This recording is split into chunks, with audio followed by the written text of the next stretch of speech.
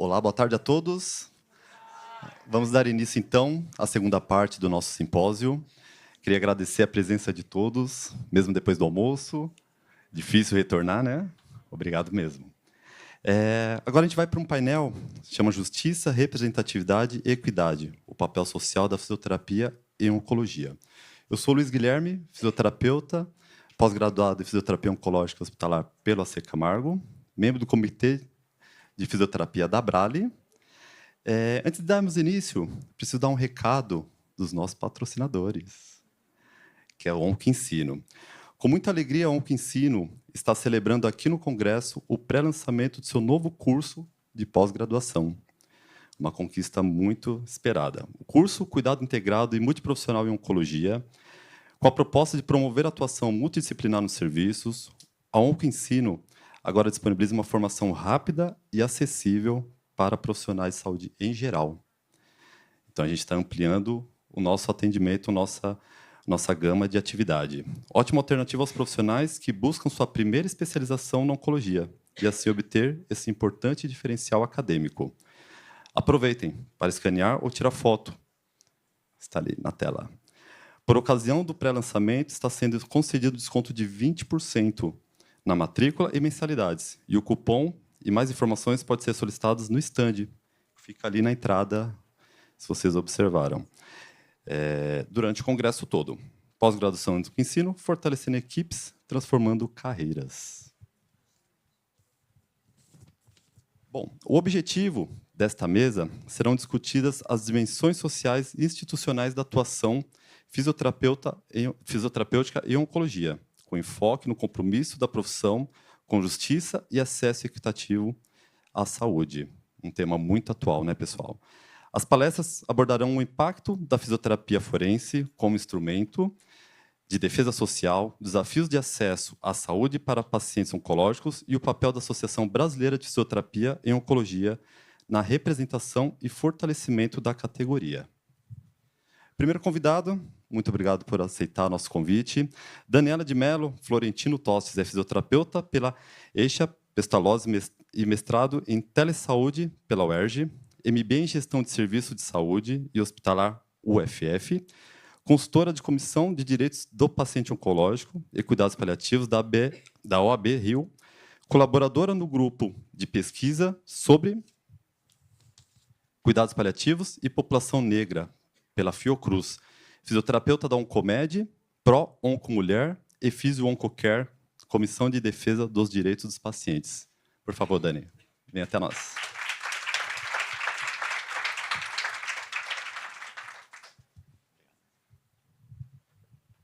Boa tarde a todos e todas. Eu me chamo Daniele Florentino, sejam todos bem-vindos nessa tarde maravilhosa desse simpósio da fisioterapia. Obrigado à Comissão da Fisioterapia da Brale pelo convite. Sou mulher negra, baixa estatura, cabelos pretos, estou usando turbante, e para aqueles que estão de casa, também tenho uma belíssima tarde. Hoje a gente vai fazer um bate-papo. Falar sobre vulnerabilidade social é falar sobre as inequidades que, infelizmente, nós estamos vivenciando ainda em nosso país.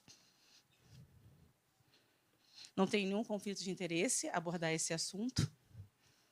E, para pensar em vulnerabilidade, vamos começar a falar em relação ao radical da palavra. Vulnerabilidade significa uma característica, uma particularidade, também tem a sua correlação com a segurança pública.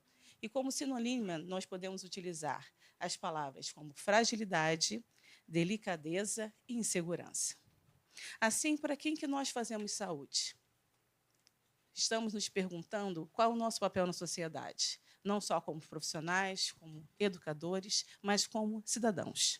Então, a Constituição de 1988 fala no seu artigo 196 que a saúde é um direito e de todos, dever do Estado, garantindo mediante políticas públicas, sociais e econômicas que visem a redução do risco da doença e de outros agravos e ao acesso universal e igualitário às ações e serviços para sua promoção, proteção e recuperação. Assim, saúde é direito de todos e dever do Estado. Se a gente for pensar em relação aos nossos indicadores de assistência, em relação à epidemiologia do câncer, a cada dia nós temos mais números novos de casos, assim como óbitos também. Gostaríamos de ter uma novidade em relação a isso, de não termos tantos casos novos e, principalmente, tantos óbitos em nosso país. E aí vale destacar que isso acontece, infelizmente, por conta de alguns desfechos infelizes do nosso país, que é justamente a concentração de casos que ainda se dá na região sul e sudeste do país, em detrimento da região norte, nordeste e centro-oeste. Temos a questão do perfil epidemiológico dessas regiões, que muitas das vezes são cometidas com tumores que têm uma correlação também com infecções, como HPV, H. pylori, e, nesse sentido, a gente também fala sobre a questão do comportamento. Nós temos dois Brasis, um Brasil em desenvolvimento e um outro que ainda está a se desenvolver, né? E aí fatores como o envelhecimento da nossa população, fatores da urbanização, fatores de falta de proteção social, falta de proteção nutricional, também entram como agravos à saúde. Dessa forma, falar de vulnerabilidade, nós vamos pensar em alguns descritores, como fatores socioeconômicos, o território, as instituições e questões educacionais. E, nessa questão toda, nós temos alguns perfis que são mais vulneráveis. Infelizmente, as mulheres negras, a questão da baixa escolaridade no nosso país, pessoas que estão em locais remotos, em áreas rurais, bem como uma falta de cobertura, muitas das vezes, pelo plano de saúde. E, assim, vulnerabilidade, a gente não pode esquecer de mencionar a questão econômica, os fatores sociais que vão ser atravessados pelos fatores relacionados à raça, ao gênero, ao território, à educação. E isso nos traz muita tristeza de estarmos, em pleno 2025, falarmos no Brasil de vulnerabilidade. Dessa forma, a maior parte da população brasileira não faz uso ainda de plano de saúde e utiliza a saúde pública, graças a Deus, né? E tem hoje o tratamento oncológico é de alto custo. Porém, ele não é acessível ainda para todos. E isso também se dá conta devido a alguns fatores que vão ser infelizmente, associados a essa falta de acesso, como fatores da alta complexidade, o alto custo dos tratamentos, a burocracia do acesso à rede de saúde, a falta de informação, de formação, de não falar sobre prevenção, o déficit de profissionais qualificados, aí nós vamos falar da fisioterapia. Hoje nós temos 200 associados na BFO, somos mais de 500 profissionais especialistas no Brasil e por uma população de milhões. Então, há um déficit em relação à fisioterapia oncológica e de outros especialistas também em oncologia. Assim como a relação profissional e paciente.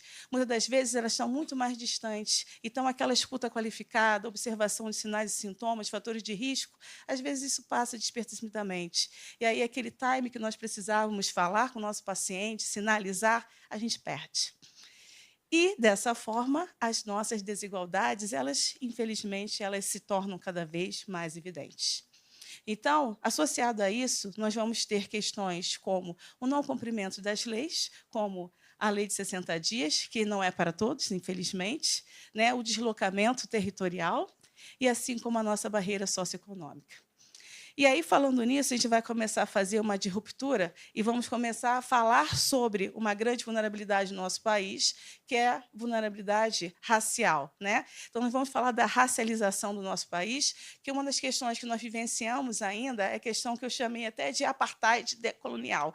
O que vai ser isso, né? O decolonialismo é o que nós vivemos até hoje, né? Nosso Brasil é um Brasil que viveu a escravidão, ainda faz a escravidão e ignora a escravidão. Quem é o povo brasileiro? Quem somos nós? Então, a partir do momento que a gente não tem uma identidade ancestral, uma identidade cultural de quem somos, nós aumentamos as disparidades, né? E aí nós temos os negros que, na sua história infeliz em relação a que eles foram escravizados, muitas das vezes eles foram tratados como objeto, como pesquisa, como modelo, e não como pessoas. E aí, no nosso país, nós temos essa história que começou lá em 1550, quando começou o tráfico negreiro, que só foi abolido, né, a partir de 1888, quando foi feito a não escravidão do Brasil, mas sem direitos. sem direito à moradia, sem direito a financiamento, sem direito à vida, né? E que essa população ela foi reconduzida para a periferia, em áreas distantes, sem nenhum acesso, sem nenhum direito.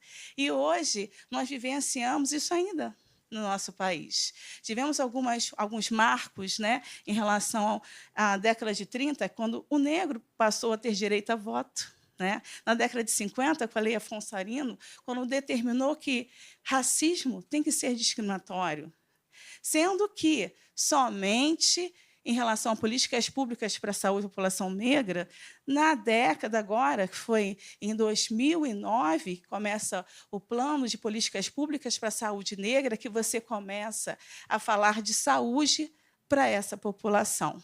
Então, a gente não está na questão decolonial e estamos a quê? É uma marcha lenta em relação a cuidados a essa população.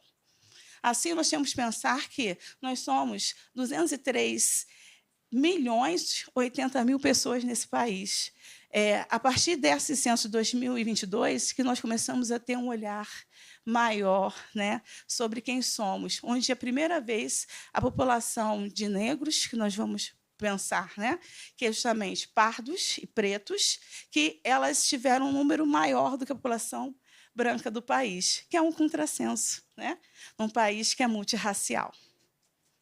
Dessa forma, falar de disparidade racial é falar que, justamente, quanto maior a disparidade, a falta de acesso, a falta de comunicação, de prevenção, de assistência, você aumenta o número de cânceres e desfechos negativos nessa população. E aí eu vou mostrar para vocês uma série de trabalhos. Esse aqui é muito interessante, que é quando a gente sinaliza, a partir de grandes centros de formação, onde são feitas as maiores discussões de oncologia, como a ASCO e a Associação de Centros Comunitários do Câncer, que sinaliza, junto à comunidade científica, a importância de terem trabalhos para minorias, a importância de terem trabalhos para pessoas em vulnerabilidade, porque eles são esquecidos nos trabalhos científicos. E esse aqui é um outro trabalho que traz justamente sobre a mortalidade de câncer do mundo, entre homens e mulheres da raça branca e raça negra. E, infelizmente, ela é maior em pessoas negras. Esse é um outro trabalho que fala dos Estados Unidos, que lá, um país, né, desenvolvido, as mulheres negras também são as que mais morrem. Não é o mais prevalente, mas as que mais morrem. E isso continua quando a gente começa a fazer umas comparações, como no Brasil, em relação à patologia cervical, que as mulheres, tanto negras quanto as indígenas, são as que mais têm câncer de patologia cervical, sendo que na população indígena é pior. Ela é totalmente esquecida e negligenciada. Então, se eu tenho pacientes que estão morrendo de patologia localmente avançada, elas não estão sendo alcançadas. Elas estão sendo o quê? Estão sendo invisibilizadas no cuidado, na estratégia, na prevenção, no rastreamento. Esse aqui é um outro trabalho também em relação a disparidades em relação ao câncer, vinculado ao câncer de mama, que também observa esse mesmo desenho. As mulheres pretas e as mulheres indígenas, elas não têm um câncer de mama mais incidente, mas são as que mais morrem. E aí a gente tem que começar a olhar na nossa prática profissional, como fisioterapeuta, por que essas mulheres têm uma menor sobrevida? Esse mais é um outro trabalho de patologia também endometrial, que também segue essa mesma sequência sobre a disparidade no câncer avançado, nessa maior mortalidade dessas pacientes. O colo retal também, tanto em relação ao câncer coloretal, o câncer de estômago, mais prevalente também na população negra, e também nos casos em que o paciente está em final de vida, que os últimos meses, o último mês de vida também foi mais prevalente na população negra. E mesmo em casos em que você tem uma boa condição socioeconômica, esses pacientes também, como acontece nos Estados Unidos, em relação ao câncer de pulmão localmente avançado, também teve menor sobrevida do que a população branca. Então, a disparidade racial é uma das questões de vulnerabilidade. Um outro ponto vai ser a disparidade territorial. E aí eu trouxe uma frase para a gente pensar. O meu Brasil é continental e não distrital. Nós temos um país, e não apenas, né, alguns estados do nosso país, onde a gente acaba condensando os grandes centros de tratamento na região sudeste e sul do país. E o restante? Não precisa? Não existe? Então, a gente vai observar que a concentração de recursos eles acabam sendo voltados para os grandes centros. Então, eu vou mostrar para vocês esse mapa, que, infelizmente, ele é real, em que a gente tem uma trama que parece uma rede. Né? Eu até olhei esses mapas, né? Eu pensei, uma rede ferroviária, é uma rede rodoviária? Não, significa uma migração de pessoas para tentar tratamentos como cirurgia, quimio, radioterapia, principalmente quando você vê na região norte, nordeste, centro-oeste, migrando em massa para a região sudeste. Então, isso serve de análise. Esse aqui é o primeiro estudo que foi feito nesse sentido, que justamente observou o período de 2009 a 2010, depois de 2017 e 2018, que justamente buscou avaliar essa migração e essa concentração desses serviços de deslocamentos territoriais desses pacientes. Então, o que isso causa? Eu vou ter um paciente com maior mortalidade, porque eu vou ter o diagnóstico mais tardio, eu vou ter protocolos clínicos adequados? Não. Não serão. Infelizmente, quem está mais próximo aos grandes centros vão ter os melhores tratamentos. E em locais mais distantes vão ter subtratamentos. A distribuição dos centros eles estão congregados em algumas partes do país. E assim como acesso às medicações. A acessibilidade não é igual para todos. Uma outra questão que a gente tem que sinalizar em relação à morte dos pacientes oncológicos no Brasil é que, infelizmente, a maior parte dos óbitos acontecem na região norte, nordeste e centro-oeste em relação ao domicílio, mas que atinge principalmente qual população? De negros e indígenas, e principalmente aqueles que têm menor letramento. Então, mostrando para vocês que como que é a nossa distribuição ao longo do país. A maior parte dos brasileiros estão em áreas urbanas, mas eu tenho pessoas em regiões remotas, no interior, eu tenho uma boa parte da população que estão em favelas e comunidades no nosso país. E nós atendemos essas pessoas. Tá? E aí, quando a gente faz um levantamento sobre esse perfil, quem são essas pessoas, onde elas estão, o que elas conhecem, elas não têm acesso à informação, elas não têm acesso à prevenção. Então, eu começo a observar que a maior parte das pessoas que moram nessas comunidades são pessoas que se consideram negras, tá? Estão numa classe D e E, e têm escolaridade até o ensino médio, e que a maior parte deles se utiliza do SUS. Mas eles falam que até eles conseguirem acessar a uma unidade de saúde e conseguir um atendimento, às vezes demora muito.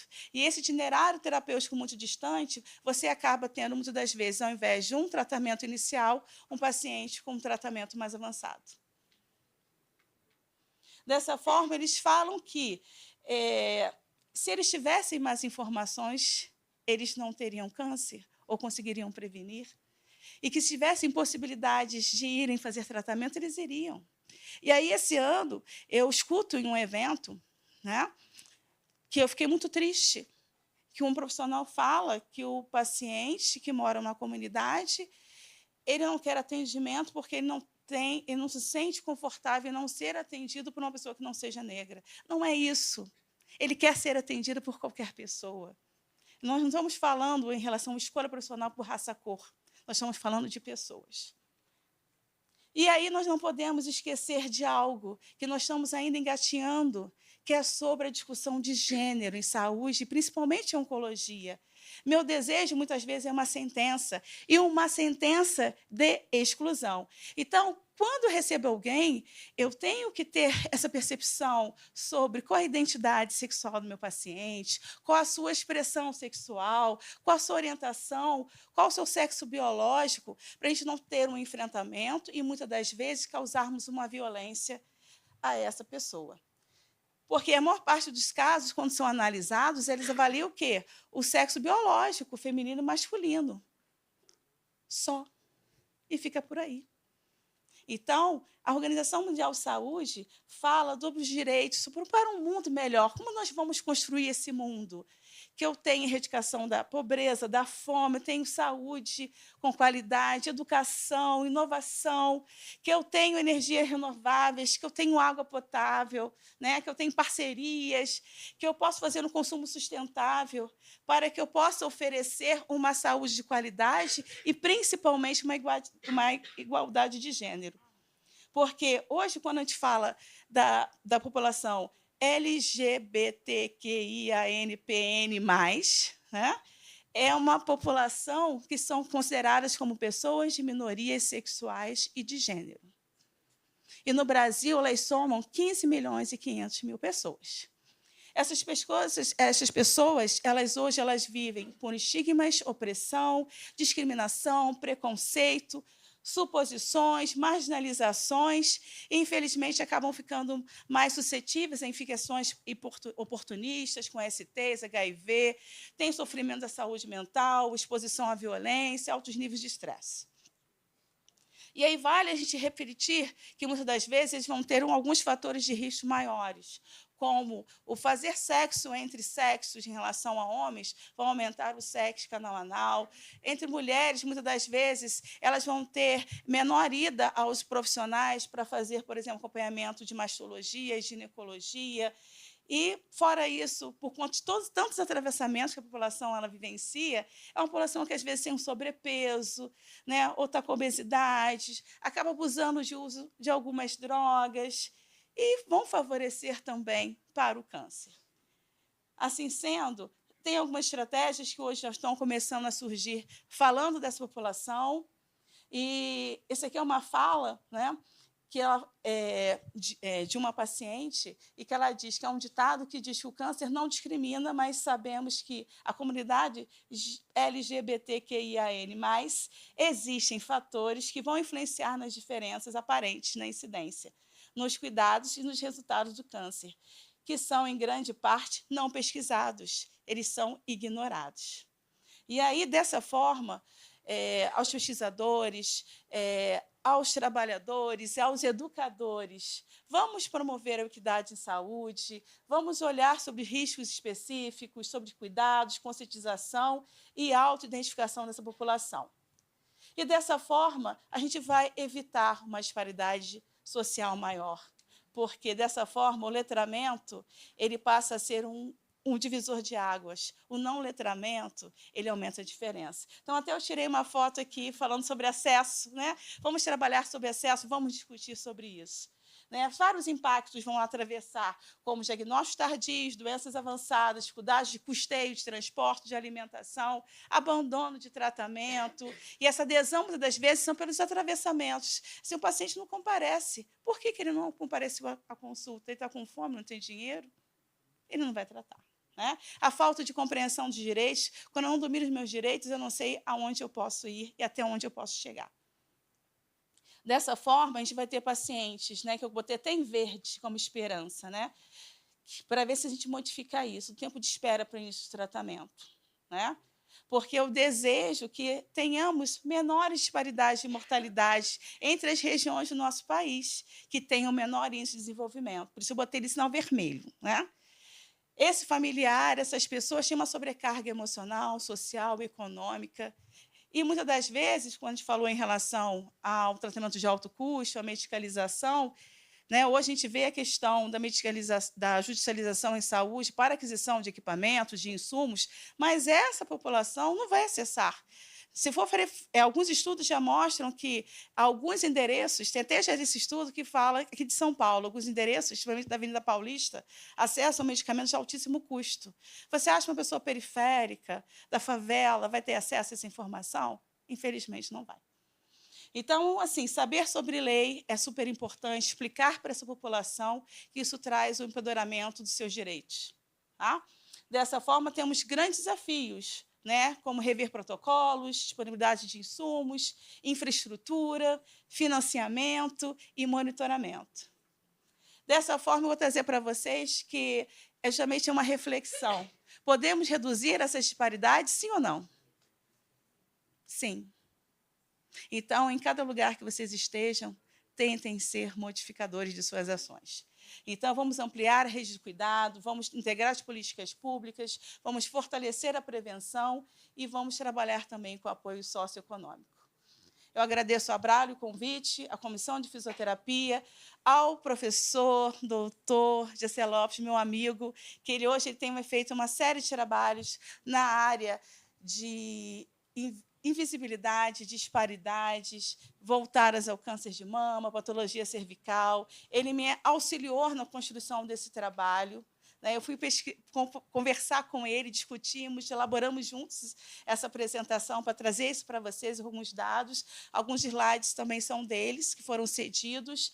Agradeço o grupo de pesquisa que eu faço parte, a um grupo que eu, na pandemia, participei, junto a acadêmicos da UFRJ e também ao Comitê de Saúde Negra da População, e trago para vocês esse grupo que foi de pesquisa com acadêmicos, que, quando eu participei, nós fizemos a seleção das alunas, que elas tivessem essa identificação, esse letramento racial, então só podiam participar alunas negras e pardas, e nós conseguimos produzir na pandemia trabalhos bem interessantes, falando sobre o Covid, saúde da população negra, ser preto, 13 de maio, e conseguimos também fazer entrar com um projeto junto ao Comitê de Ética e Pesquisa do INCA, justamente para analisar a trajetória de mulheres negras e brancas durante a pandemia do Covid-19 para tratamento de câncer dentro da instituição.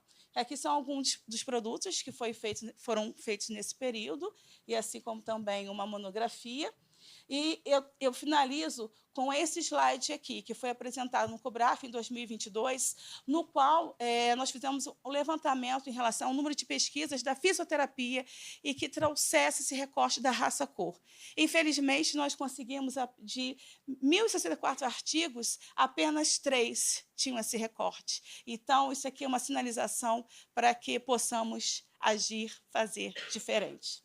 Meu muito obrigada.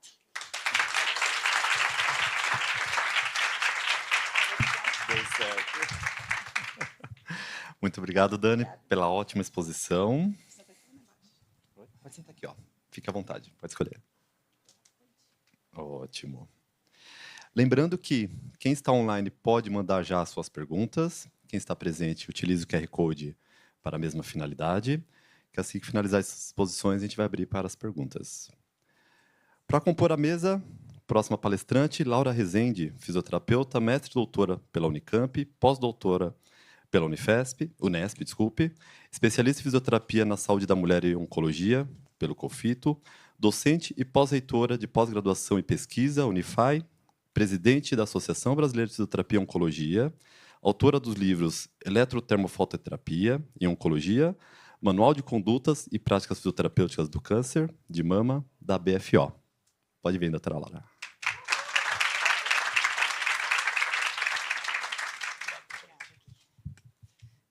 Bem, boa tarde, quase boa noite aí a todos. É uma alegria estar aqui com vocês. Agradeço o convite do pessoal da Abralho. A gente participa de tanto evento por aí, mas o TJCC é especial, né, pela característica, né, pela união aí do que a gente vê, né, de diversos profissionais da saúde, paciente, enfim, de muitas associações. Eu vim conversar com vocês hoje sobre onde é que a Associação Brasileira de Fisioterapia e Oncologia pode se encaixar dentro disso que a gente está conversando, né, em todo esse evento. Como é que a gente pode fazer justiça através da representatividade, do cuidado do paciente oncológico? E onde é que nós, fisioterapeutas, podemos nos incluir dentro dessa realidade? Que não é a realidade que a gente vê pelo país, e, infelizmente, nem todos os nossos pacientes e nem todos os nossos serviços, né, têm acesso à fisioterapia, como a Dani falou muito bem agora, né? Como é que nós podemos dar acesso e visibilidade para isso tudo que a gente vê hoje em dia? Eu costumo sempre dizer, né, a medicina aprendeu a dar anos de vida para os nossos pacientes. E nós precisamos dar qualidade de vida aos anos desses pacientes. Antigamente, talvez a nossa profissão e a equipe de reabilitação, a equipe multi como um todo, talvez ela não fosse tão importante dentro dos serviços, por isso que ela não era tão valorizada, porque muitos dos nossos pacientes morriam. Diagnóstico, câncer, morre.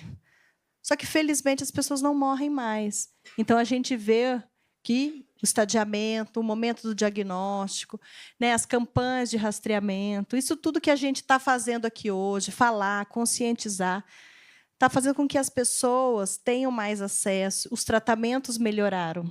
Mas não basta viver mais se eu não puder mexer, se eu não puder falar, se estiver doendo muito. A gente teve uma palestra aí ontem no começo. Eu não quero viver mais se for para viver sem qualidade de vida. E nós estamos fazendo o quê aqui? Nós estamos sentados. E nós começamos, nós que somos mais antigos dentro da fisioterapia e oncologia, nós já tivemos essa aula numa salinha pequenininha, porque nós éramos em pouco. E a cada ano eu vejo a nossa sala crescer e mais gente sentar para prestar atenção no que a gente está falando. Então, eu acho que isso é muito bacana e mostra como todo ano a gente está pondo aí um tijolinho, né, um grãozinho, e estamos caminhando. E agora nós temos cada vez mais lugares para atuar. Antes a gente só trabalhava, olha, qual que é o seu problema? O meu braço não mexe mais, então eu vou trabalhar aquilo. Agora nós começamos a trabalhar, não começamos, já faz algum tempo que nós estamos trabalhando em outros momentos. Nós mudamos o nome de pré-operatório para pré-habilitação, por exemplo.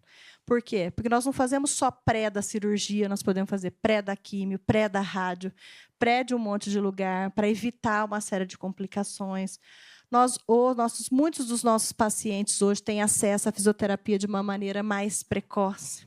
Nós conhecemos e estudamos mais um monte de complicação. Então, nós paramos de falar de câncer de mamas o congresso inteiro.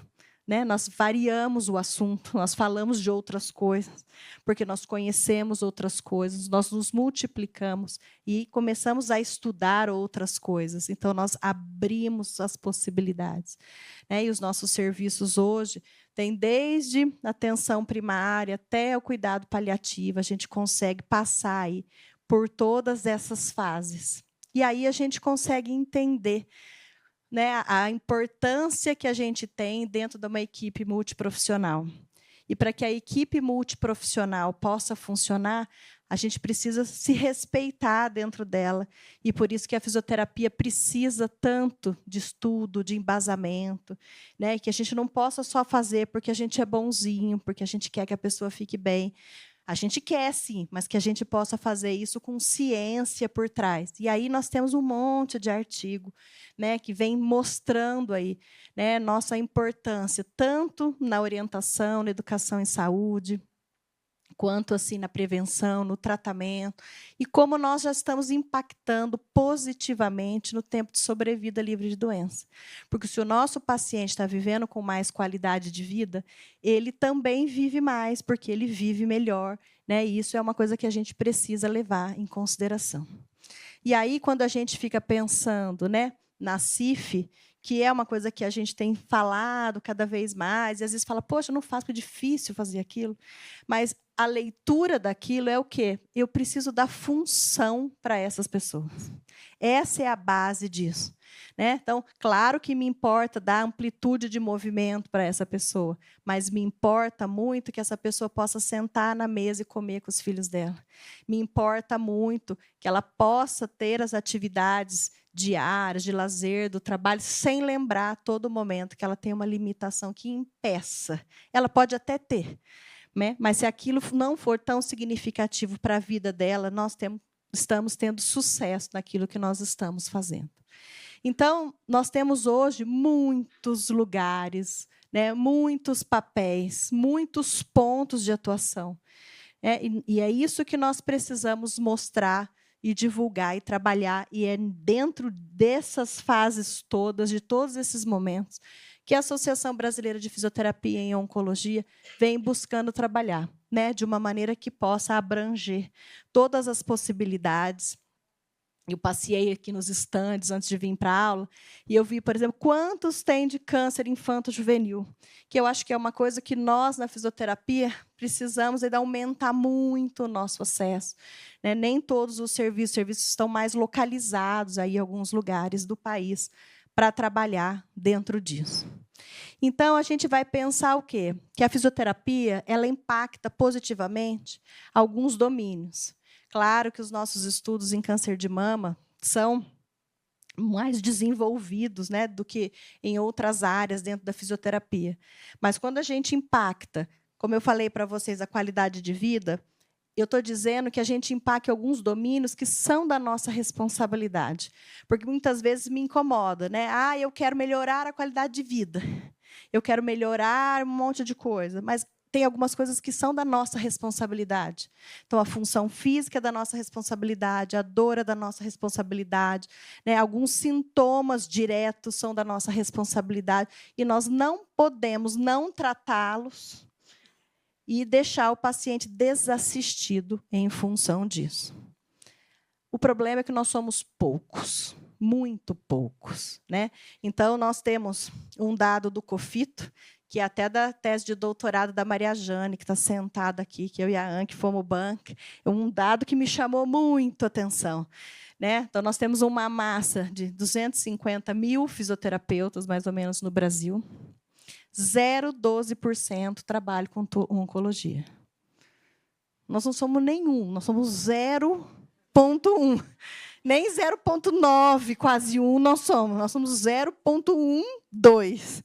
Né? Então, exatamente, em dados do COFITO, agora de setembro de 2025, nós somos exatamente 529 fisioterapeutas que têm título de especialista no Brasil. Vou repetir. São 250 mil fisioterapeutas no Brasil. 529 fisioterapeutas têm título de especialista. Isso assim, é um grão no meio do mundo. Né? Então, assim, nós precisamos crescer. Porque o que é que significa? Bem, significa que os nossos pacientes estão sem assistência. É uma conta que não fecha. Se epidemiologicamente, a cada ano, nós estamos vendo mais e mais casos novos de pacientes com câncer. Se os nossos pacientes não estão morrendo porque nós aprendemos a tratar e eles estão vivendo com uma morbidade muito grande, tem muita gente sem assistência. E é isso que está acontecendo. Então, eu vou dizer que nós estamos vivendo, né, um vazio assistencial da fisioterapia. Nós sabemos que é importante, mas muitas vezes nós estamos falando para nós mesmos. Né? Quer dizer, uma sala com fisioterapeuta ouvindo que é importante fazer fisioterapia em oncologia. Mas talvez outras pessoas precisem ouvir. Né? Pessoas que estão na equipe, os médicos, os próprios pacientes, a sociedade como um todo. Porque tem muita coisa que a gente não sabe como funciona, mas está no nosso imaginário. Eu não sei, mas eu sei que existe. E eu acho que, no nosso caso, as pessoas nem sabem que a gente existe. Então, primeiro, nós precisamos existir. Nós precisamos sair da invisibilidade para poder, né, mostrar. Então, nós precisamos fazer alguma coisa. E essa coisa, né, essas coisas no plural, né, que a BFO está se propondo a fazer. Dentro desses 529 que eu falei para você, maciçamente estão na cidade de São Paulo e na cidade do Rio de Janeiro. Não é nem no estado de São Paulo, no estado do Rio de Janeiro. Se você entrar estado adentro, também vai ser um problema. Né? E você vê que vai diminuindo aí em algumas regiões. E em alguns estados, nós temos assim, um especialista. Né? Então, é muito pouco. Nós precisamos crescer e trabalhar dentro disso. 70% desses profissionais estão concentrados em 5 CREFITOS. Tem CREFITO que não tem nenhum. Tá? Então, nós precisamos também distribuir melhor. Então, eu sempre falo, né? Os meus alunos, que são egressos, tem vários sentados aqui, vocês roubam ele da resenha, não me devolve ninguém. Eles vêm para São Paulo e aqui eles ficam. Ninguém volta. Né? A Isabela hoje me falou, eu vou ficar. Então, se ela falasse, eu vou voltar, é que eu ia levar um susto. Né? Desde a primeira aluna que eu mandei aqui, que já fala, ninguém volta. Por quê? Porque São Paulo está absorvendo. Se São Paulo está absorvendo, que dirá o resto do país? Né? Para vocês verem aí o vazio de profissionais, né, que a gente está tendo. Então, nós precisamos encarar de frente que, apesar da gente, muitas vezes, nas nossas palestras, falarmos, né, como é lindo aquilo que a gente faz, que importante, essa reabilitação é negligenciada ou inexistente para a maioria dos pacientes e dos serviços. A gente tanto que encaminha, nossos grupos de WhatsApp, fica lá, por favor, alguém atende paciente não sei aonde. Quer dizer, só para você ver, se fosse um problema, artrose de joelho, eu duvido que alguém ia colocar num grupo. Alguém atende artrose de joelho, porque ia aparecer 50. E nós ficamos lá, por favor, alguém atende. Por quê? Porque nós queremos encaminhar, nós sabemos que a pessoa precisa, mas nós, muitas vezes, não temos para onde mandar. A nossa especialidade, ela existe, ela é regulamentada pelo COFITO. Então, veio pelo esforço aí de muitas mulheres que passaram. Então, a Anne, que está aqui representando as ex-presidentes da BFO. Todo mundo veio colocando o seu tijolo, com regulamentar. Muitos de nós que estamos sentados aqui hoje começamos a trabalhar com oncologia quando a especialidade não existia. Nós éramos um nada no meio do caminho, por isso que nós somos amigos. Eu espero que a geração que venha depois da nossa também seja, porque éramos nós sempre em todos os lugares, só tinha gente. Então, agora a gente consegue ter gente nova, cara nova, a idade média caiu. Falei no Rio, quanta gente mais jovem que tem aqui. Então, isso é bom, sinal que a nossa especialidade está crescendo. Então, ela existe, o COFITO reconhece, agora nós precisamos nos fortalecer dentro disso. Por quê? Porque juntos nós somos certamente mais fortes. De uma vez, nós não vamos conseguir mudar o mundo, mas nós conseguimos mudar o nosso quadrado. E se todo mundo mudar o seu quadrado, a gente muda o mundo. Mas nós precisamos nos mexer. Então, aqui, o QR Code é do site da BFO. Entrem lá, conheçam o nosso trabalho, venha participar conosco. Porque, às vezes, você assiste, aparece e fala, é verdade tudo isso que ela está falando. O que é que você fez para mudar? Nada. Olha o trânsito, voltei para minha casa, estou atrasado, cheio de coisa para fazer, meu WhatsApp está cheio de mensagem. Então, a gente também tem que ser protagonista aí dessa mudança.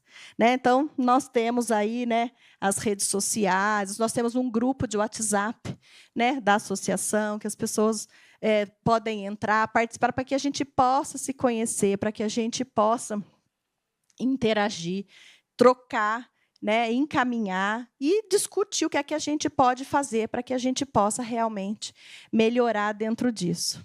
A BFO, há muitas gestões, começou uma coleção de manuais, de condutas e práticas fisioterapêuticas em diversas especialidades que a gente tem da fisioterapia e oncologia. Por quê? Nós temos também um problema de literatura em língua portuguesa. Nós que fazemos pesquisa e somos acompanhados pela CAPES, temos uma loucura, nós precisamos publicar em inglês, revista boa, porque senão a gente não consegue financiamento, a gente não passa nas chamadas.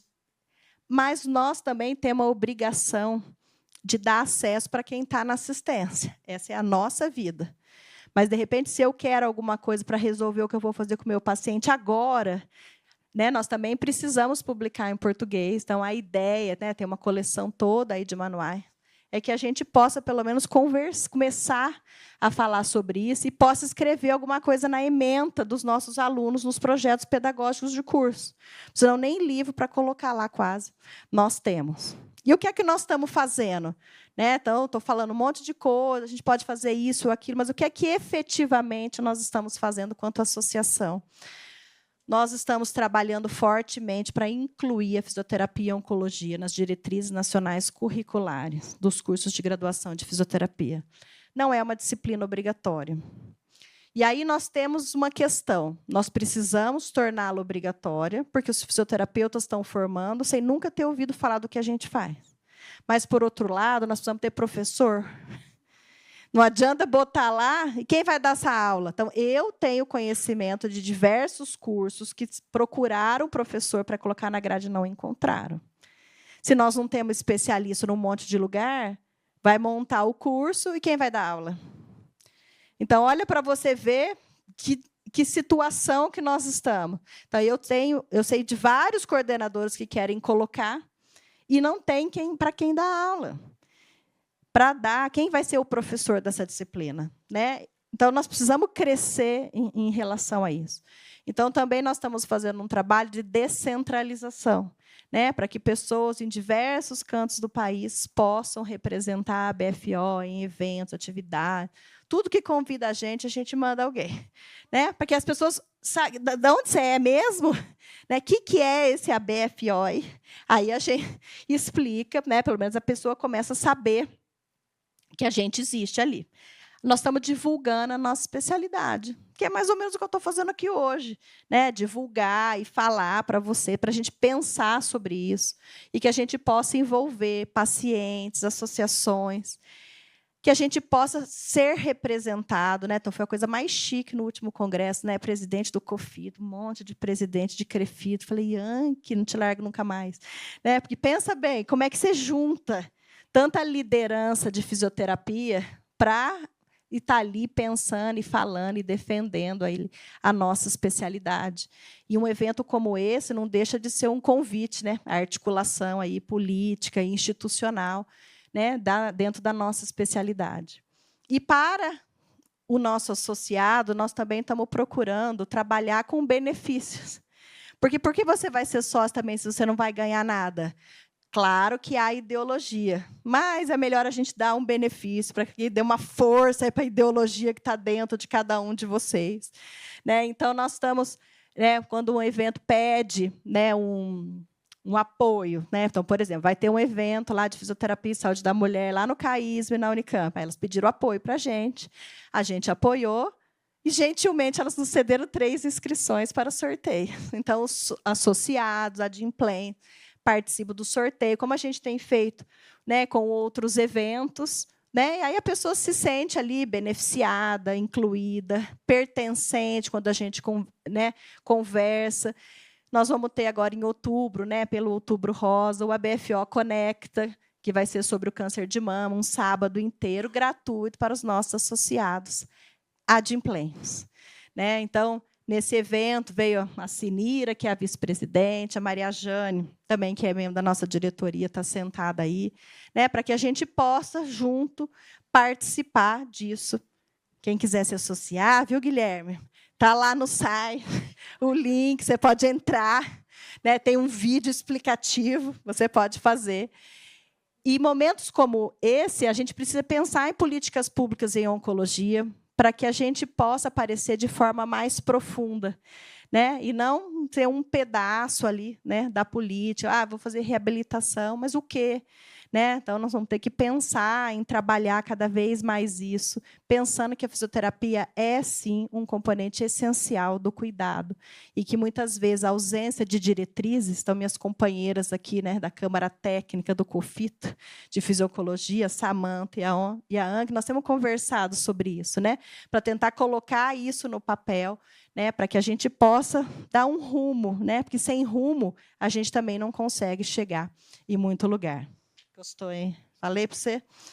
Então, eu queria agradecer, né, a oportunidade de falar com vocês. Né? Vocês viram que eu fui deixando o QR Code aí para vocês. Aqui é o QR Code dos meus contatos. Né? A Associação Brasileira de Fisioterapia e Oncologia está de portas abertas para vocês. Né? Venham conversar, venham trazer as suas ideias, mas venham. Né? Venham, porque se a gente se unir, eu tenho certeza que nós vamos ser capazes de dar a equidade e a justiça que nós estamos tanto procurando para os nossos pacientes oncológicos. Muito obrigada.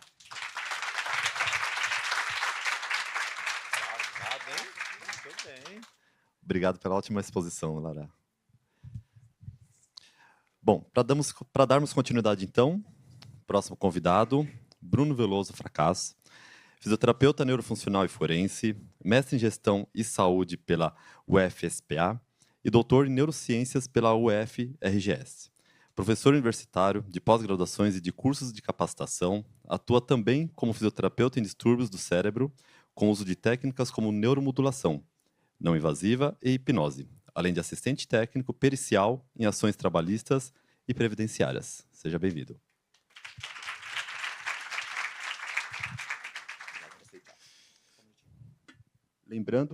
Lembrando sobre as perguntas, o pessoal que está online pode mandar diretamente e o pessoal aqui presente através do QR Code.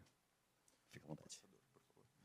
Boa tarde a todos. Primeiramente, eu gostaria de agradecer o convite da organização, da comissão que organizou esse evento e me comprometer aqui com vocês que vou doar o máximo de mim para retribuir a confiança desse espaço de fala que é tão primoroso. Então, para eu começar e balizar mais ou menos o que nós temos aqui de conhecimento, quem aqui de vocês conhece o papel do fisioterapeuta a serviço da justiça? Por favor, levante a mão. Ok. Quem aqui de vocês é pós-graduado, especialista, quer seja especialista reconhecido pelo COFIT ou pós-graduado em fisioterapia em oncologia? Ok, já temos um número maior. E agora, quem de vocês que é pós-graduado e que teve o conhecimento da fisioterapia forense, da atuação do fisioterapeuta oncofuncional, ou do fisioterapeuta especialista em oncologia a serviço da justiça dentro da grade de currículos da sua pós-graduação? Ok, posso mentir bastante, então. Gente, então, só reforçando a apresentação, eu sou o Bruno, sou lá do Rio Grande do Sul, de Canoas, uma cidade do lado de Porto Alegre. Sou fisioterapeuta forense com a especialização feita nas primeiras turmas lá em 2015. Então, desde 2015, eu atuo com o meu conhecimento fisioterapêutico a serviço da justiça. Eu sou fisioterapeuta do trabalho, reconhecido pelo COFITO, sou fisioterapeuta também pós-graduado em fisioterapia neurofuncional, como eu disse, tenho a pós-graduação em fisioterapia forense, mas o meu fazer que me traz aqui hoje é a minha atuação como perito. Eu tenho, um parênteses, um amor pela oncologia, que foi a área que me introduziu dentro do papel de fisioterapeuta lá no início, quando eu me formei em 2010 ou 2011. Depois eu me afastei e retornei como um voluntário dentro de uma liga de combate ao câncer na minha cidade, onde eu trabalho com a hipnose na fase de terminalidade dos pacientes oncológicos, principalmente aqueles que estão em quadros intensos de dor. Onde eu vou na casa dos pacientes, de forma voluntária, trabalho a hipnose, deixo eles relaxando para que eles tenham uma finitude tranquila, tanto eles quanto a família. Fechando esses parênteses do meu amor pela oncologia, eu uno isso com o amor que eu tenho à fisioterapia e com o amor que eu tenho à área da fisioterapia forense. A doutora Dani trouxe um artigo da Constituição muito bom, que a saúde é um direito de todos, e ela também é um dever do Estado. E muitas vezes as pessoas não têm acesso à saúde e nós estamos vendo aquela situação e nós estamos num papel de empatia. Só que tem um livro muito bom, né, que é, entre parênteses, eu sou péssimo para nomes, então eu não lembro exatamente o nome do livro, mas eu tenho certeza que todos vocês leram, que é A Morte é um Dia que Merece Ser Vivido, né? Que ela fala que nós temos que ter cuidado com a empatia, porque no momento que nós nos tornamos empáticos, nós nos colocamos no lugar da pessoa e estamos em sofrimento com ela. E não fazemos nada para que possamos ajudar. E nós precisamos ter a compaixão, e a compaixão ela vem com aquele entender, aquele olhar de que a gente se preocupa com aquela situação, mas que nós possamos estar ativos para melhorar aquela situação, e não ficarmos sofrendo juntamente com a pessoa. E no momento em que nós temos o conhecimento do nosso papel dentro da sociedade, o nosso papel quanto fisioterapeutas, como agentes sociais, e que o nosso conhecimento sim é importante para auxiliar a justiça na tomada de decisão de fazer com que a saúde seja, de fato, um direito do cidadão, nós conseguimos transformar realidades, nós conseguimos transformar vidas.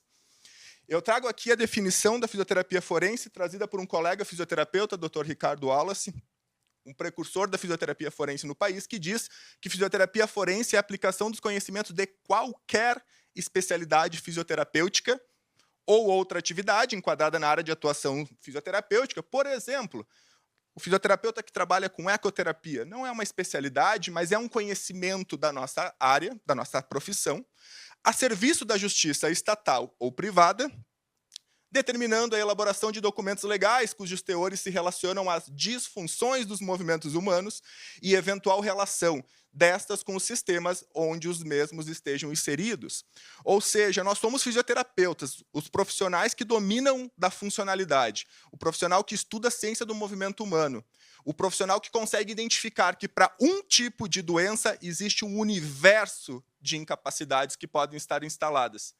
Como esse conhecimento não tem que estar dentro, por exemplo, de um processo judicial? É o suficiente para um juiz olhar um CID para saber o quanto aquele CID impacta na vida daquela pessoa? O quanto aquele CID permite com que ela saia da cama ou não? O quanto daquele CID diz se ela consegue comer sozinha ou não? Somos nós que vamos dizer isso. Somos nós que vamos olhar o CID e vamos aplicar todo o nosso conhecimento classificando através da CIF, quantificando uma disfunção, qualificando uma disfunção e codificando também. Então, quando a gente olha o processo evolutivo da fisioterapia no mundo, em 1935 foi a primeira vez que foi criado um código de ética, focado na identidade profissional. Em 1970, teve o primeiro código de ética que incorporou o posicionamento ético do fisioterapeuta frente a um paciente. E somente depois, agora nos anos 2000, que começa a vir, além do posicionamento, do reconhecimento profissional, além de nosso posicionamento frente a um paciente, o nosso dever e compromisso social quanto à profissão. Então, eu tive a felicidade, juntamente com um colega, de publicar um artigo na revista CIF, aqui do Brasil, agora esse ano, em 2025, que fala do dever ético do fisioterapeuta em usar o seu conhecimento a serviço da justiça. Inclusive, incentivo que vocês o leiam, porque tem informações muito primorosas a respeito que é um dever ético nosso. Está no nosso código de ética esse nosso papel. Mas, infelizmente, somos poucos, assim como somos poucos fisioterapeutas especialistas em oncologia, somos poucos também fisioterapeutas forenses no país. Mas, Bruno, isso está tão longe da onco. Resolução COFITO 397/2011, que reconhece a especialidade, né, a disciplina, na verdade, e reconhece a especialidade, traz quais são os componentes necessários, quais são os conhecimentos, quais são as habilidades, quais são aquilo que tem que se formar o fisioterapeuta para atuar na oncologia, traz lá no seu artigo 5º. O fisioterapeuta especialista profissional em fisioterapia oncológica pode exercer as seguintes atribuições, entre outras. Item 8, perícia.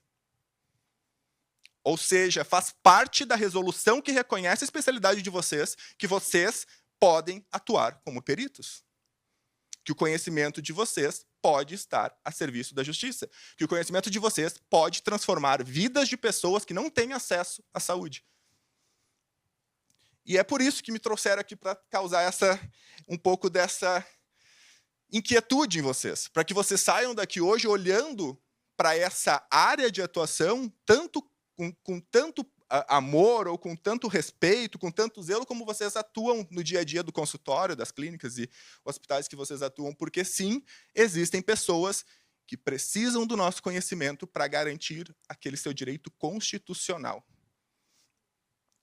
E quais são os nossos papéis dentro da justiça? Nós temos basicamente 3 papéis. O primeiro papel é que nós podemos ser peritos. Peritos, o perito judicial ou o jurisperito, ele nada mais é do que os olhos do juiz naquela ação. O juiz, ele vai sentenciar, né? O papel da justiça é promover a pacificação social. De um lado tem uma pessoa que sofreu um dano, de outro lado tem uma pessoa que supostamente causou o dano.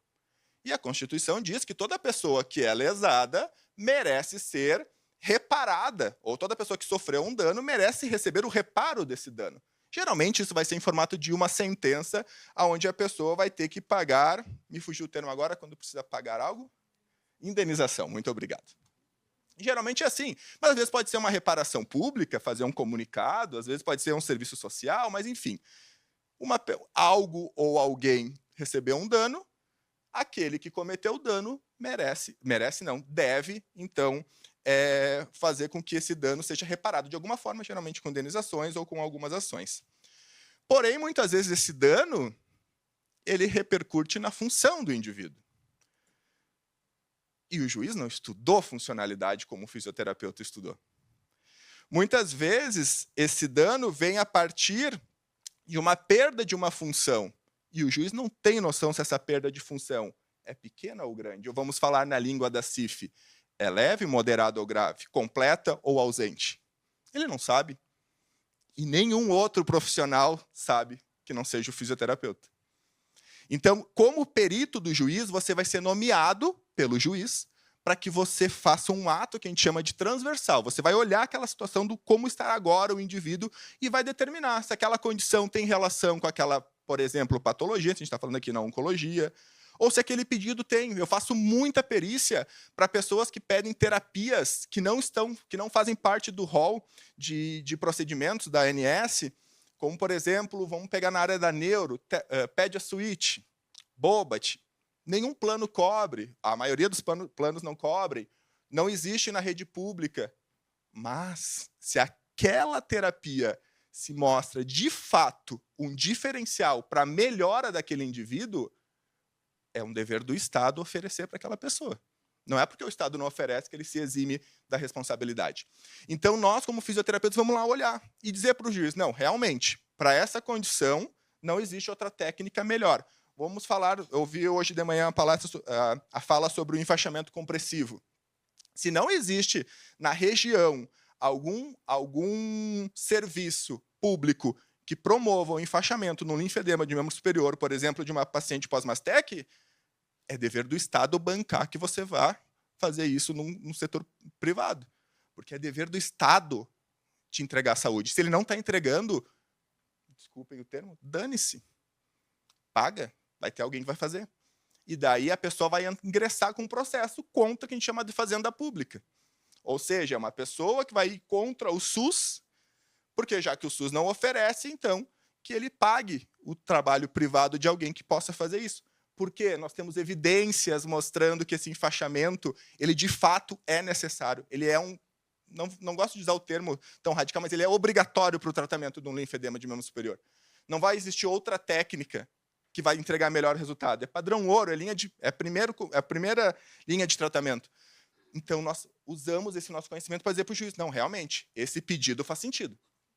Ou não, por vezes tem pedidos que não fazem sentido, que aquela, desculpem o termo, não é pejorativo, mas aquela fisioterapia tradicional entrega. E não precisa a pessoa ficar de ponta cabeça lá para fazer tal técnica, porque ela viu no Instagram que é melhor do que a fisioterapia convencional. O outro papel do perito é ele ser assistente técnico. Esse é o que eu mais faço. Tem duas pessoas no processo. De um lado, quem está reclamando, o autor. De outro lado, quem está se defendendo, né, ou que está sendo reclamado. Então, nós, como fisioterapeutas, podemos atuar com o nosso conhecimento assistindo um dos dois lados. Eu posso ser assistente técnico do paciente, como eu posso ser assistente técnico, por exemplo, da operadora de saúde, que vai ter que se defender. Porque também vai existir um perito, que é do juiz, que ele é imparcial. Mas dentro de um processo existe o direito de defesa de ambas as partes. E aí nosso conhecimento pode auxiliar, quer seja o indivíduo que está ingressando, como quer seja a instituição. Pode ser, num contexto mais comum, seria, então, operadoras de saúde, por exemplo, seguradoras, porque depois vocês vão ver as áreas que a gente pode atuar. E como terceiro ponto, ou terceiro papel do fisioterapeuta forense, ele é um jurisconsultor. Não é uma, nem duas, nem três vezes que pacientes conversam comigo com o intuito de ingressar com um processo e eu digo para ele, olha, possivelmente tu não vai ter sucesso. Ou que advogados me ligam, me mandam todos os documentos, porque o advogado, na maioria das vezes, ele tem um contrato chamado de risco. Ele só ganha sobre o êxito, ou seja, ele só vai ganhar no final do processo quando a pessoa ganhar, se ela ganhar uma indenização. Então, por vezes, o advogado entra com um processo, se ele não tem o conhecimento técnico, é um processo que não vai ter sucesso. Vamos supor, vou dar um exemplo bem esdrúxulo, tá? A pessoa, por exemplo, pós-mastec, desenvolveu lá uma condição como ombro congelado e a paciente quer que seja feito um tratamento que envolva a importação de medicações de fora do país. Não vai ganhar. Já tem trabalhos excelentes mostrando que a fisioterapia, desculpem de novo o termo entre aspas, convencional, entrega muito.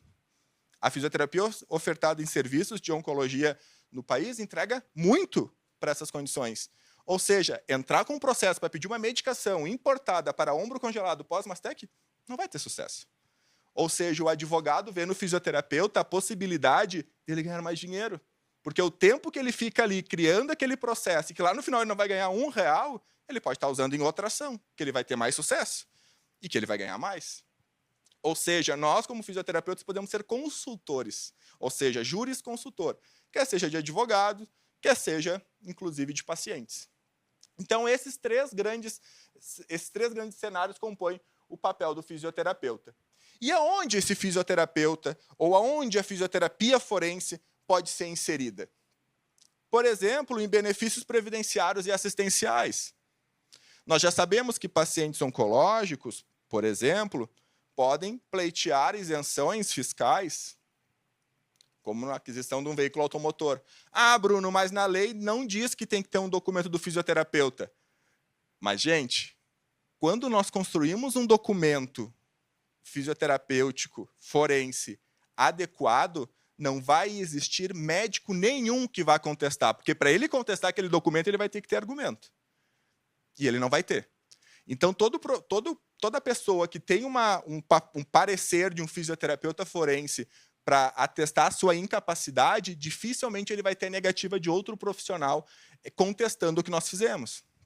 Né? Então, tem aí várias possibilidades, né? E são documentos que podem, então, de certa forma, contribuir para o pedido. Benefícios tributários, existem legislações que falam sobre a isenção do imposto de renda. Mesma coisa, a gente consegue, a partir dos nossos documentos, fortalecer, a gente usa muito esse termo, fortalecer a tese do pedido. Ou seja, se a pessoa está pedindo porque ela tem uma incapacidade, olhem sempre pela CIF, uma incapacidade temporária ou permanente, progressiva, regressiva ou estável. Tudo isso nós vamos botando no nosso documento, fazendo com que fique, como eu disse para vocês, impossível ser contestado o nosso conhecimento ou aquela condição do paciente, impossível ter uma negativa. Se tiver uma negativa, é porque existem argumentos muito fortes para conseguir combater. Podemos ter também, dentro da Justiça do Trabalho, existem legislações já muito fortes em relação, por exemplo, à demissão de pacientes que tenham um diagnóstico de câncer, né? A proibição dessa condição, mas que ainda assim nós podemos fazer documentos para realocar aquele trabalhador. Não é porque ele está com um diagnóstico que ele vai ser invalidado. Não é porque ele tem um diagnóstico de câncer que ele vai deixar de ir para a empresa. E nós sabemos que a empresa ela tem um componente social muito importante, as relações interpessoais, inclusive a abstração do problema. Então, essa pessoa, por vezes, se possível e de interesse, precisa trabalhar. Ela não pode ser sentenciada com um diagnóstico praticamente num campo da invalidez pela obrigatoriedade da legislação trabalhista que impede que ela seja demitida, por exemplo. Então, nós entregamos dignidade para aquela pessoa, porque trabalhar é um dos componentes que reforça a dignidade humana. O nosso senso de servir, o nosso senso de fazer parte de uma sociedade. Então, isso tudo faz com que nós possamos também auxiliar essas pessoas. E ainda podemos trabalhar na área securitária. Provavelmente vocês já passaram por alguma situação de algum paciente que recebeu uma apólice de seguro a partir do diagnóstico. Mas não o diagnóstico puro. A gente precisa identificar se existe incapacidade. A gente precisa entender se essa pessoa tem uma deficiência. É uma condição que afeta a estrutura e função? É uma condição que afeta as limitações participativas? É uma condição que afeta a restrição da sua inserção social? Olhando pelo olhar CIF, isso tudo nós construímos dentro do nosso documento. Litígios contra a fazenda pública, como eu disse para vocês, né? As pessoas que buscam o conhecimento, aliás, pleiteiam a aquisição de tratamentos que não é ofertado pela rede básica, por exemplo, né? Nós podemos estar auxiliando. E ainda contra planos de saúde também, que existe uma cultura negativa de pedidos pelas operadoras, visando a sua sustentabilidade, não é aqui o mérito da discussão, mas que, por vezes, a gente precisa, então, o paciente precisa ingressar contra o plano de saúde para garantir o seu direito daí dentro da condição do Código de Defesa do Consumidor. Daí nós vamos entrar num outro campo. Mas que o nosso conhecimento vai auxiliar também. Ou seja, o fisioterapeuta forense, com o conhecimento em oncologia, ele é fundamental para auxiliar as pessoas a terem acesso ao que é de direito constitucional, que é acesso à saúde. Ainda assim, o fisioterapeuta forense ele pode auxiliar a justiça no seu papel de pacificação social, no momento em que ele traz à luz daquele processo, o que existe de fato. Porque, por um lado, pedir, ele vai entender que ele tem direito. Para o outro lado, que nega, ele também entende que tem direito. Então, nós seremos o ponto de inflexão, que vai fazer com que uma sentença seja dada, dentro das suas proporções justas. Ou seja, o nosso papel ele é fundamental.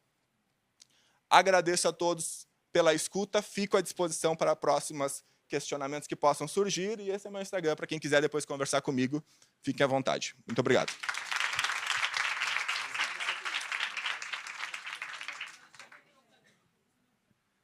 Muito obrigado, Dr. Bruno, pela ótima exposição. Agora vamos dar início às perguntas. Temos alguma pergunta aqui, presencial? Ninguém, por enquanto? Opa!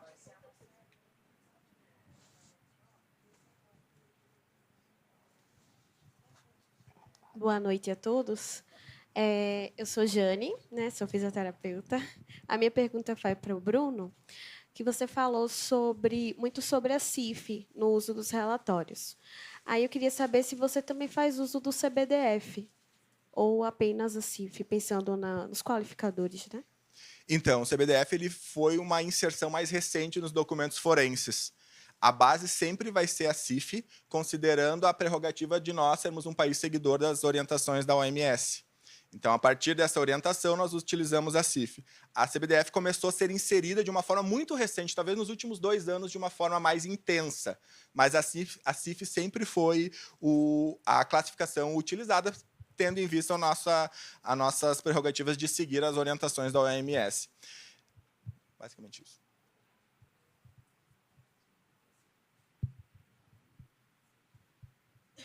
Mais alguma pergunta presencial?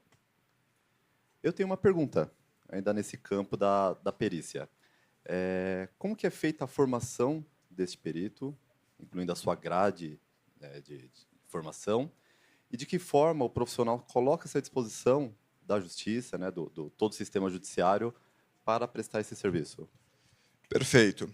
De acordo com o Código de Processo Civil, CPC, toda pessoa com nível superior e que tenha expertise na área é possível de ser perito do juiz, ou seja, não existe a necessidade de uma especialização. Obviamente, vocês que atuam, por exemplo, na área de oncologia, se vocês se puserem a fazer perícia na Justiça do Trabalho, a expertise, por mais que vocês sejam fisioterapeutas formados, ou seja, a graduação em nível superior, a expertise não vai permitir com que você atue. Mas essa permissão ela é totalmente pessoalificada. É bater na porta do juiz, apresentar o seu currículo, porque o perito ele é um profissional de confiança do juiz. Não é um concurso público, não é uma nomeação a nível de cargos de confiança, por exemplo. Ele é uma nomeação de confiança do juiz. Ou seja, você pode ser perito do juiz da vara 1, e se aquela instituição tenha 5 varas, e você não ser das outras todas, porque ele é do juiz. Então, a quem tem o interesse, né, basta, então, conversar com a magistratura, apresentar o seu trabalho. Mas eu faço um adendo muito importante. Primeiro de tudo, eu até ouvi a doutora Dani falando assim, mas nós fazemos isso nos nossos laudos, né? O primeiro passo que vocês precisam ter e entender para poder adentrar nesse mecanismo, nessa área de atuação, é entender quais são os documentos que o fisioterapeuta promove, quais são os documentos que nós construímos. A diferença de um atestado para um relatório, para um parecer e para um laudo. Se ninguém aqui foi perito do juiz em algum momento, ninguém aqui produziu laudo. Laudo é o documento final de uma perícia designada por um juiz. Ponto. Ah, mas na medicina existe o laudo da ressonância. Na medicina, CFM. A partir das nossas resoluções, da atuação do fisioterapeuta, laudo é o documento final de uma perícia designada por um juiz. Depois disso, nós temos o parecer. Daí o parecer, ou melhor, vamos dar primeiro o relatório, que eu faço uma relação do que eu vi. Depois tem um parecer, que a partir da relação do que eu vi, eu dou a minha opinião, que é o que nós entregamos como assistentes técnicos. ou ainda nós temos o atestado, que é aquele documento que vai trazer a evolução de um paciente que esteja em acompanhamento comigo. Eu não posso emitir um atestado de um paciente que não esteja sendo assistido por mim. Então, o Bruno, como fisioterapeuta forense, se vier um paciente aleatório para que eu faça um atestado para ele, eu não posso, de acordo com as resoluções nossas do COFITO, né? Então, por mais que só, entre aspas, né, só ser fisioterapeuta é o suficiente para ser perito, a gente precisa ter alguns conhecimentos relacionados, por exemplo, à documentação, para que a gente não incorra aí daqui a pouco até numa condição ética de estar emitindo um documento de uma coisa, dizendo que é outro nome, enfim. Alguma pergunta? Tem uma pergunta da Camila, de Campinas, para a doutora Dani. Se é correto afirmar que grande parte desses números tão negativos com o público que foi exposto na palestra se dá ao fato de ser predominantemente, né, preto e pretas na população brasileira. Aí eu complemento, gostaria que você fizesse essa desmistificação também. Aproveitar a oportunidade. Sim, então, até falando em relação à escrita da maior parte dos trabalhos, né, nós temos a questão da branquitude no país, né? A maior parte dos pesquisadores são brancos, né? Sendo que essa fala dela, essa surpresa, é justamente por uma questão de negligência e conhecimento do letramento racial no país. A maior parte da população brasileira é composta por pardos. Isso veio até no último censo. Só que sempre houve um viés acadêmico, de acompanhamento funcional, de não se atentar às necessidades da população brasileira. Então, por exemplo, a oncologia, ela está inserida nas DCNTs, doenças crônicas não transmissíveis. E hoje a gente acaba inserindo também a questão da raça-cor também como a DCNT, porque são tantas prerrogativas negativas por ser negro e pardo no país, de acompanhamento em relação ao acesso à saúde, acesso à educação, que a gente acaba tendo, infelizmente, esse desdobramento negativo. Não apenas, né, nos grandes centros, mas em áreas remotas também. Então, assim, esses dados são alarmantes, né? Então, acho que hoje a gente tem um papel social também, como profissional, de mudar esses dados. Trazemos uma inversão. Não sei se eu consegui respondê-la. Acho que era isso mesmo. Alguma pergunta? Chegou outra? Não apareceu aqui para mim.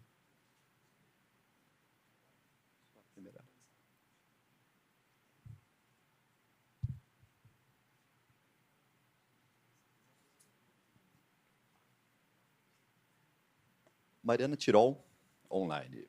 Parabéns, Laura. Aqui na Universidade Federal de Sergipe, olha, de longe, conseguimos incluir como obrigatória a disciplina de fisioterapia e oncologia. Mas, em faculdades privadas, imagino que seja um desafio. Gostaria de saber se a BFO pretende apoiar iniciativas para orientar sobre carga horária, ementa, bibliografia e modo de oferta presencial e remoto, estágios na área e ajudar na formação de recursos. Peraí, ainda tem mais, não acabou. Estava atualizando aqui. De recursos humanos para ministrar os conteúdos. Manda um beijo enorme para Anki e Jane. Aproveitou. Mariana, sendo Mariana, foi minha colega de especialização. Né? Então é conhecida. Na verdade, nós estamos fazendo isso.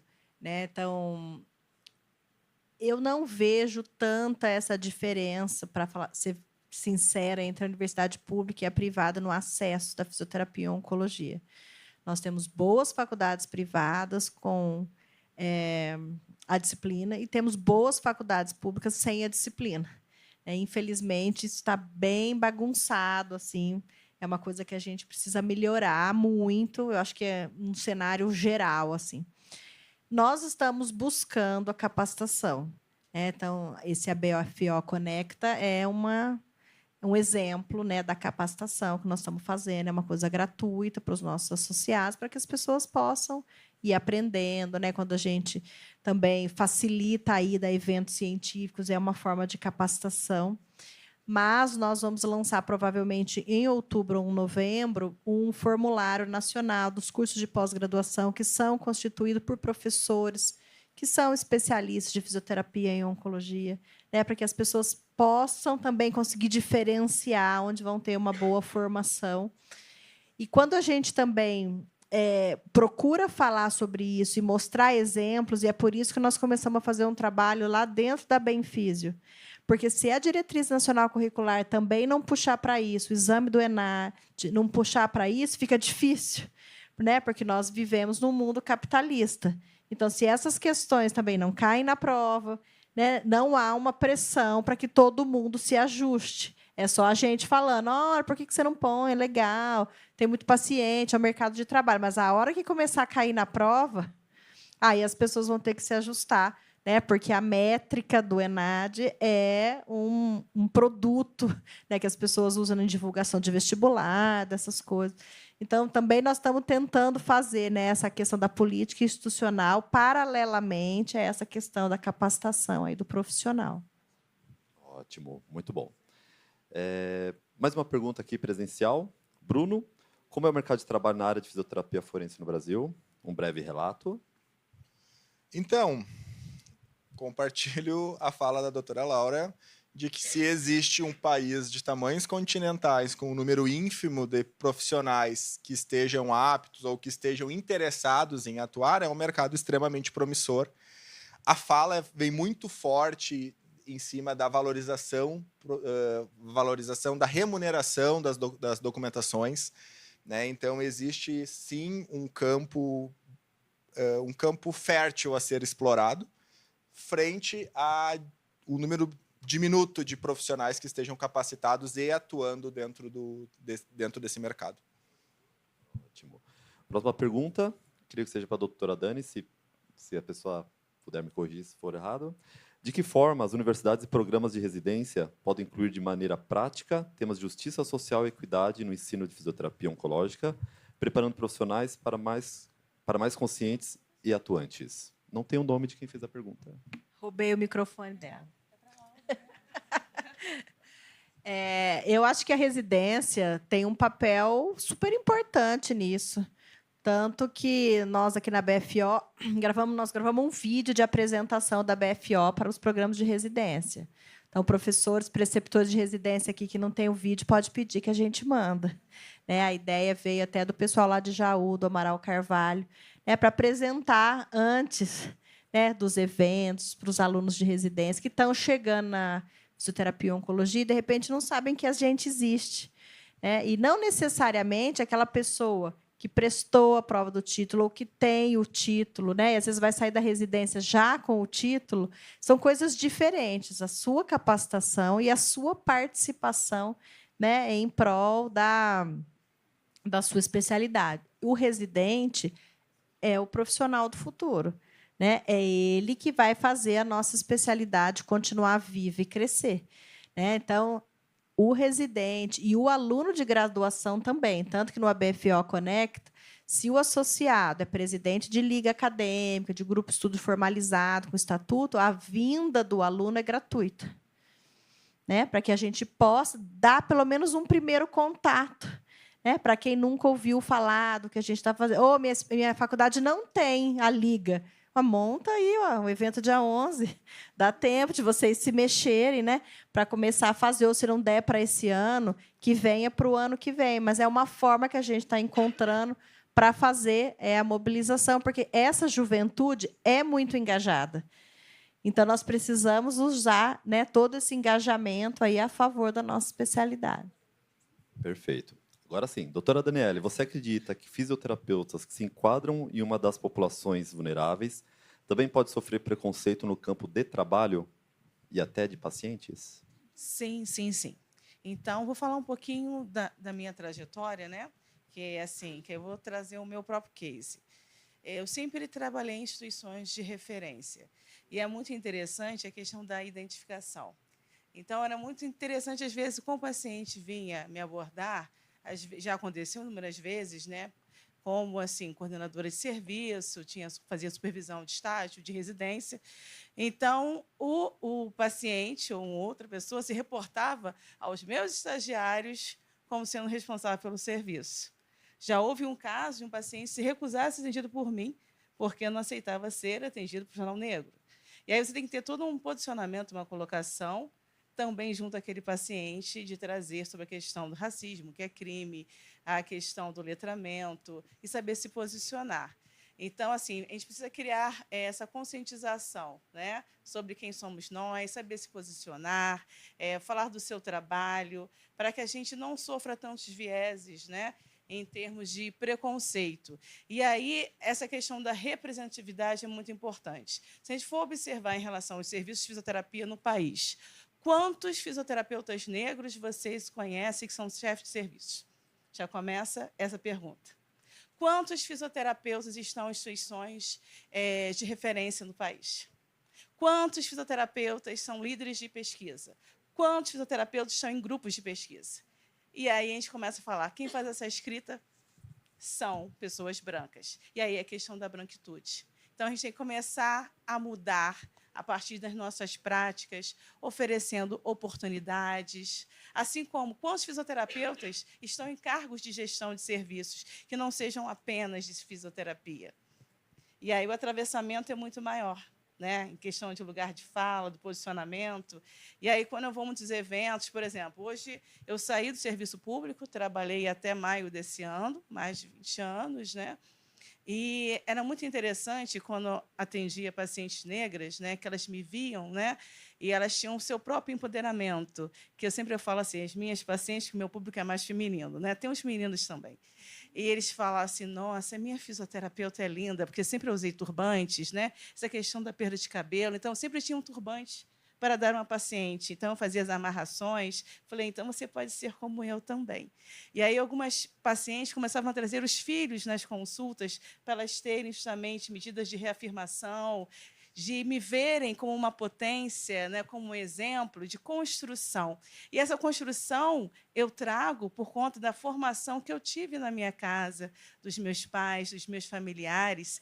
Então, isso também faz muita diferença. Então, que vocês possam fazer também nos seus ambientes de trabalhos, não fazer a diferença, darem oportunidade, né, e começarem a mudar justamente essas políticas. Não estou falando de cota, estou falando de oportunidade e de fazer que aquele profissional se empodere, que ele possa crescer, também estar aqui, como eu estou hoje aqui nessa mesa, trazendo essa discussão, não somente esse tema, né? É a primeira vez que eu estou num congresso falando sobre esse tema especificamente, né? E assim de verem profissionais negras como eu estar em eventos como esse, em outras portas também. Muito bem. Bom, gostaria de agradecer todas as demais perguntas. Infelizmente, em virtude do tempo escasso, não teremos oportunidade de repassá-los agora presencialmente, mas serão passados para breve resposta, tá bom? Mais uma vez agradeço a presença de vocês por terem aceito o convite, por terem engrandecido de tal forma nossa segunda parte do evento, e ficamos à disposição, caso necessitem da comissão, do TJCC, para algo que seja necessário. A vocês também agradeço a presença online e presencial. Ficamos muito felizes, como dito pela Ana, com a presença e por terem, né, deixado repleto esse auditório, que vem crescendo dia após dia, ano após ano. Isso nos enche de orgulho e vamos fazer associação. Ninguém sai, fecha a porta. Imprime o boleto e já faz o pagamento. Quinto dia útil? Ótimo. Maravilha. Então, encerramos aqui o nosso simpósio de fisioterapia. Muito obrigado para todos os convidados que estiveram conosco nessa tarde, discutindo a dimensão social e institucional da atuação da fisioterapia e oncologia. Agradeço a participação de vocês mais uma vez e não esqueçam de marcar o movimento, @movimento TJCC, e a Fisioabrale, que é da nossa comissão, nas publicações, nas suas redes. Encerramos o segundo dia, então, do Congresso, todos juntos contra o câncer. Esperamos vocês amanhã, a partir das 8h, para o terceiro dia. Muito obrigado, uma ótima noite a todos.